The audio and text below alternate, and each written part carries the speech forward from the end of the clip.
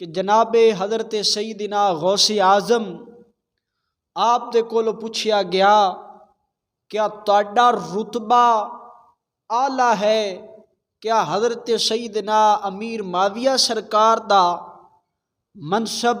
مقام اعلیٰ ہے؟ جناب حضرت سیدنا غوث اعظم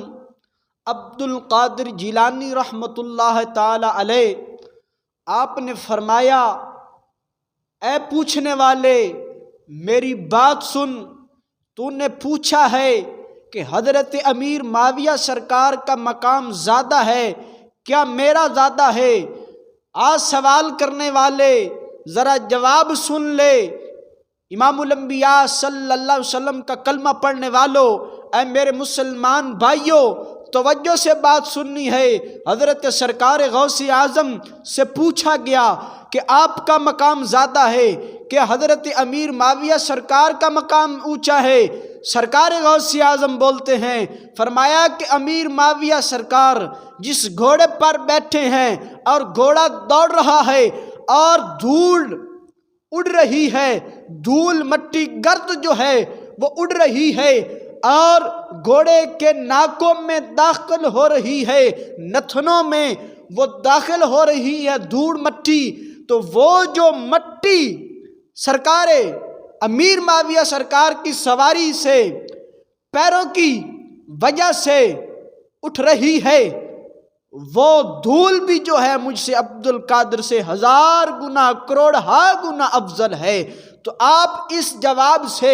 اندازہ لگا سکتے ہیں، یہ آپ سرکار غوث اعظم کا جو جواب ہے اس سے آپ سمجھ سکتے ہیں کہ سرکار غوث اعظم نے کہا کہ میرا مقام اتنا بھی نہیں کہ جتنا سرکار جناب امیر معاویہ سرکار جس سواری پر بیٹھتے ہیں اس سواری کے قدم زمین پر لگتے ہیں اور زمین کی لگنے کی وجہ سے زمین سے دھول گرد اڑتی ہے، وہ گرد ناکوں میں داخل ہوتی ہے۔ فرمایا کہ میں اس دھول کے برابر بھی نہیں، ایسا میرا مقام نہیں۔ اگر یہ جواب ہے، اور امام الانبیاء صلی اللہ علیہ وسلم نے فرمایا کہ جو میرا صحابی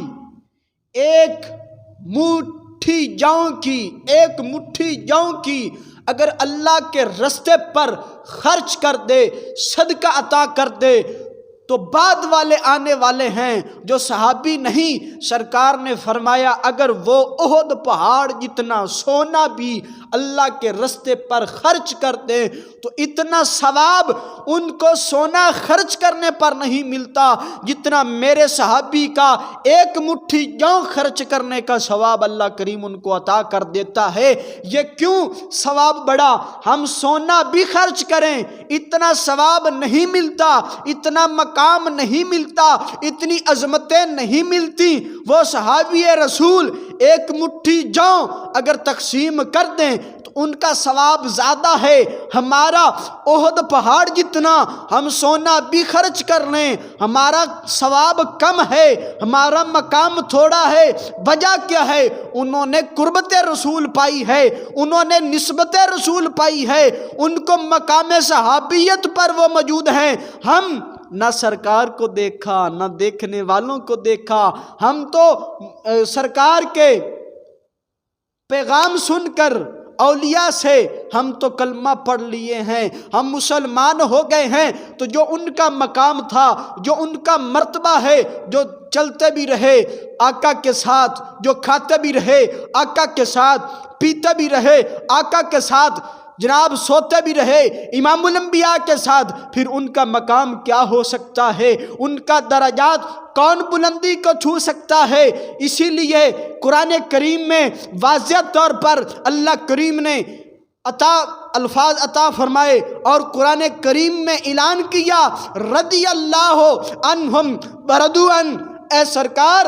اے میرے محمد مصطفیٰ، اے میرے پیارے رسول، اے کالیوں زلفوں والے، اے والضحیٰ کے چہرے والے، واللیل کے زلفوں والے، حامیم کے کنڈل والے، یاسین کے چہرے والے، ان لوگوں کو بتا دیں، آپ ان لوگوں کو بتا دیں جو آپ کے غلام بن گئے ہیں، جو کلمہ پڑھ کر مسلمان ہو گئے ہیں، جنہوں نے برادری نہیں دیکھی، جنہوں نے رشتہ داری نہیں دیکھی، جنہوں نے بچے قربان کر دیے، جنہوں نے مال قربان کر دیا، جس نے بیوی کو چھوڑ دیا، جس نے بچوں کو چھوڑ دیا، جس نے ماں باپ کو چھوڑ دیا، جس نے اولاد کو چھوڑ دیا، بہن بھائی کو چھوڑ کر فقط آپ کی محبت میں ہجرت کر کر آپ کے پاس آ گئے ہیں، سونا اعلان کر دے رضی اللہ عنہم ورضوا عنہ، میں اینا تے بھی راضی ہاں، اے بھی میرے تے راضی نے۔